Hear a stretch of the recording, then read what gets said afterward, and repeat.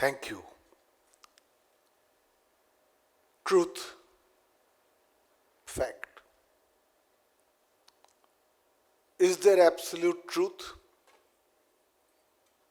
Or is there incontrovertible fact? That is the question which scientists, philosophers, thinkers have been grappling with ever since the cognitive brain of the humankind began to exist. This was the investigation which was carried out, for instance, more than 5,000 years ago by our ancient sages and seers. What is truth? I want to tell you that in Hindu philosophy, there is not one but 6 systems of philosophy.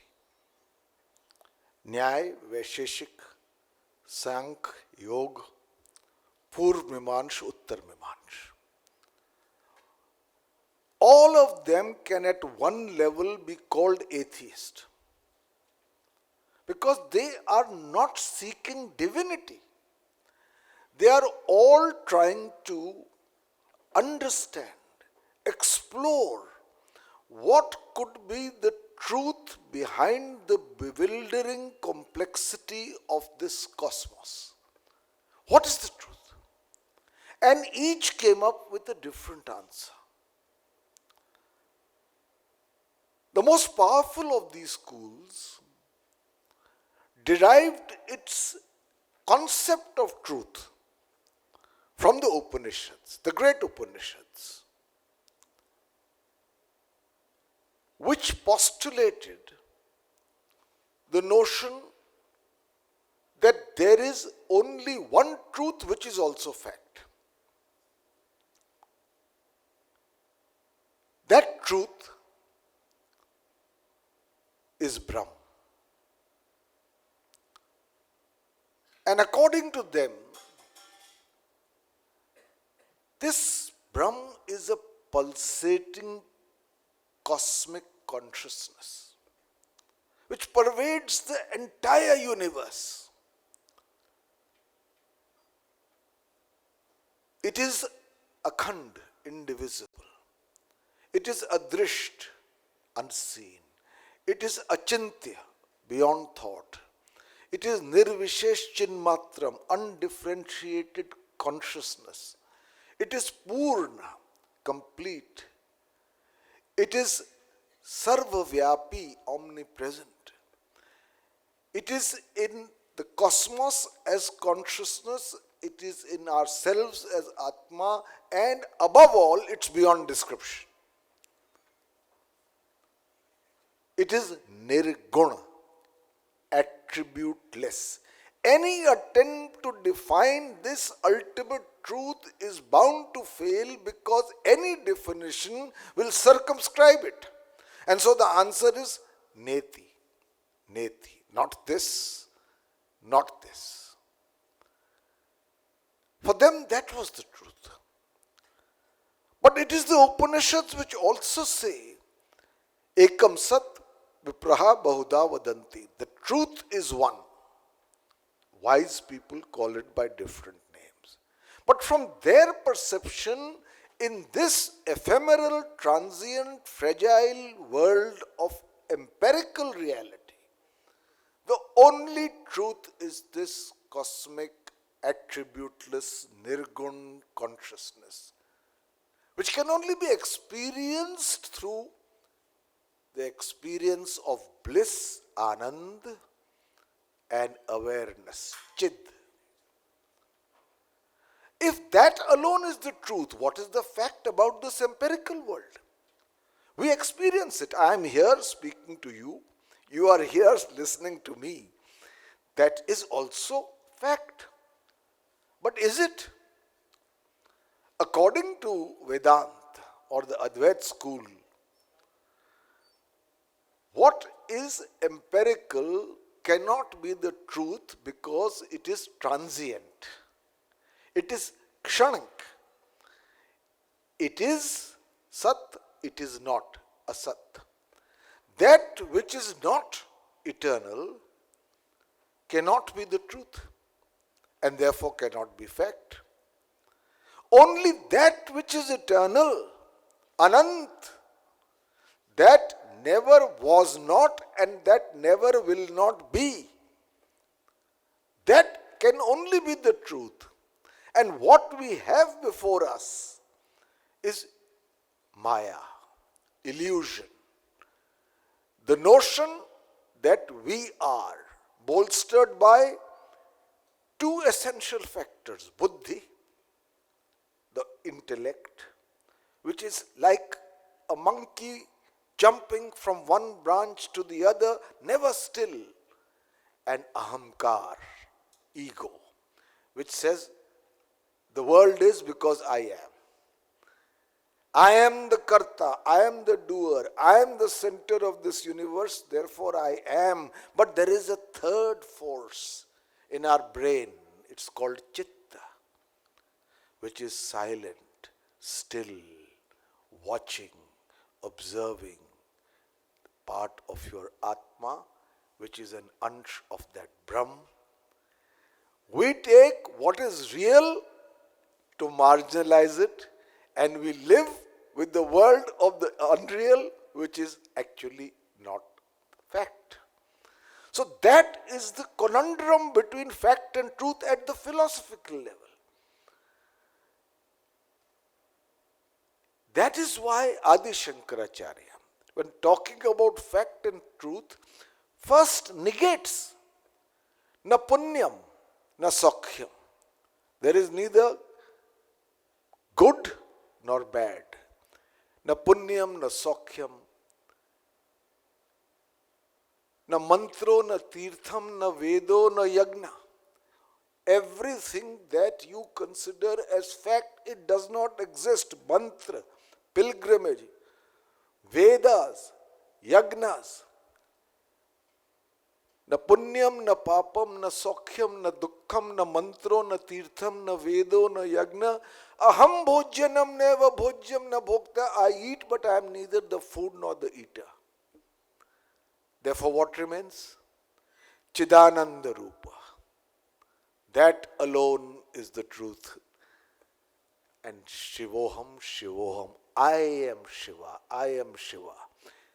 Many religions would consider it blasphemy because Shiva here does not stand for a deity. Shiva is the representative of that cosmic consciousness. That is who I am. And in Buddhism, for instance, I am dealing with this conundrum of truth and fact through the prism of philosophy, spirituality, metaphysics, the insight of thinkers. In Buddhism, the great Gautam Buddha says, nothing is. Nothing is. Anything that you see is immediately dead, to be reborn, to die. Anitya. And therefore cannot be the fact. In fact, there is a famous line attributed to him, you never step into the same river twice. Because by the time you do it the next time, the river has changed. The fact has changed. The truth has changed. Nirvana in Buddhism is neither fact nor truth, it is shunya. It is a void. If in Vedanta, the ultimate content of Brahm, which is experiential, is joy. In Buddhism, the ultimate content of Shunya is that it is a void. And there is neither truth nor fact in this ephemeral world. And all of these findings, especially that of Advaita, have been now reinforced by cutting-edge technology. In my book on Adi Shankaracharya, I have a chapter called The Remarkable Validation of Science. Today, science is showing that first of all came Einstein. He changed the whole notion of both truth and fact by the theory of relativity. When you see the sun, is it a fact that you are seeing the sun? Or is it the sun as it was 8 minutes ago? Because that is the time light takes to travel to your sensory perceptions. When you see the sun, it is the sun that was 8 minutes ago. Relativity. I'm just giving you an example. Time permits me from elaborating on the theme, but the theory of relativity completely changed the certainties of the Newtonian notion of truth and fact, where there was certitude. Einstein's relativity completely changed that certitude, but Einstein still believed God does not play dice. Then came quantum physics. And in quantum physics, the entire theory or belief of Einstein that God does not play dice was upended. Because quantum physics, and so many Nobel laureates have worked on it, quantum physics says that what you see is not what you see. That is not fact. I am just what you perceive to me by the limitations of your sensory perceptions. Actually, I am just energy.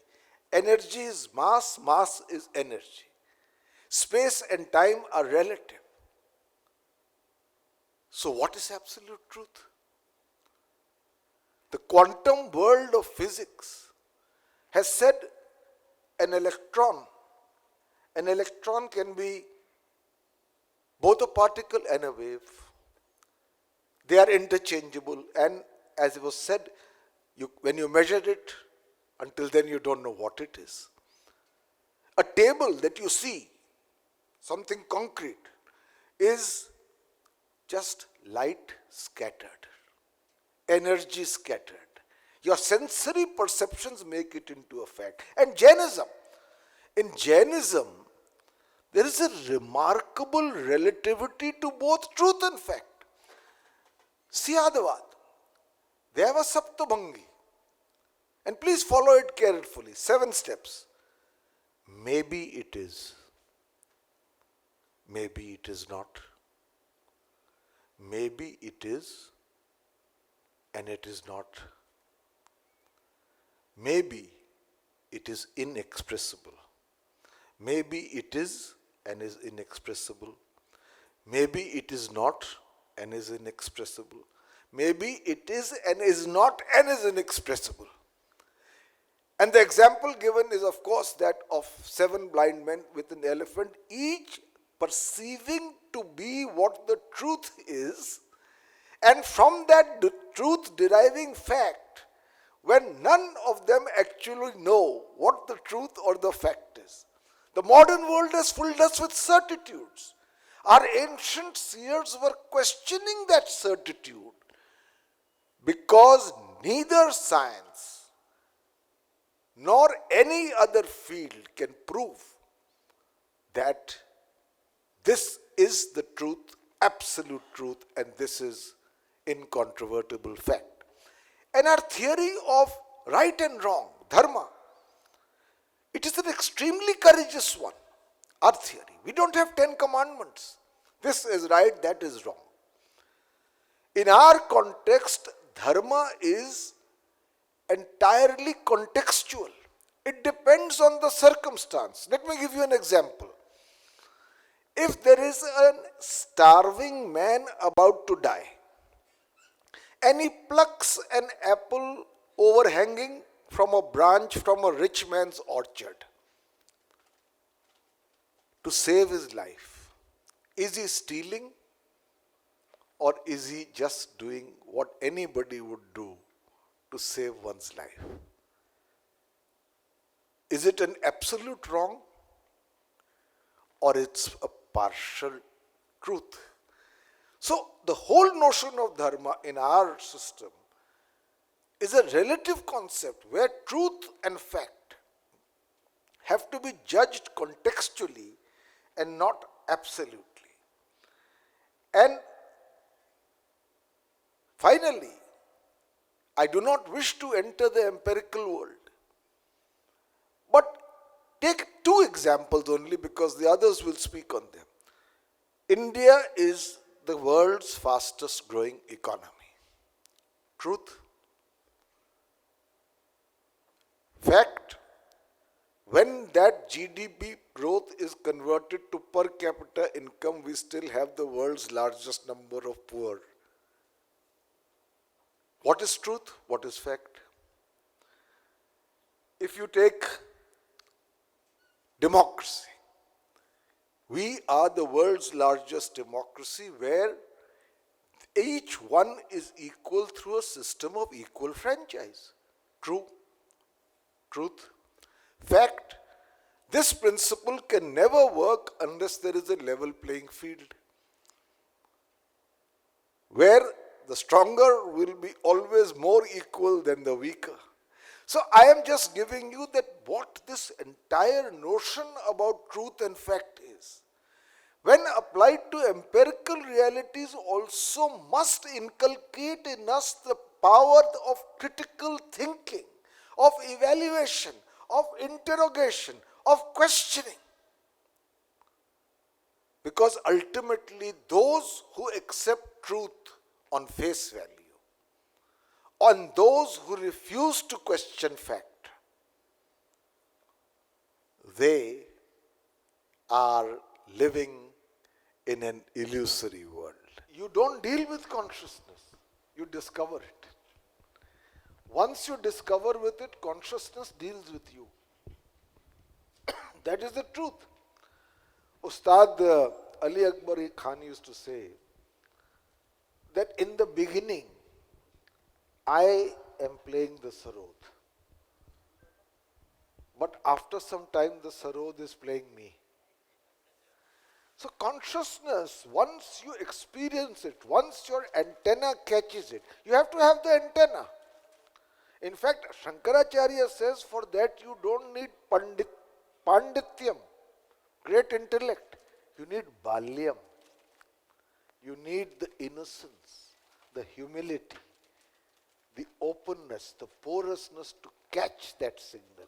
Once that happens, there are innumerable accounts of sages or ordinary people who go into a trance where they experience such limitless joy that they can never be the same again. In my view, it changed both reality and therefore the assessment of fact. Relativity showed that what you think is fact is actually not, and therefore what you derive to be the truth could perhaps be false. And when I said it changed the certitudes until then of Newtonian concept of the universe, where there were certainties, in that sense it changed both fact and truth. Thank you so much.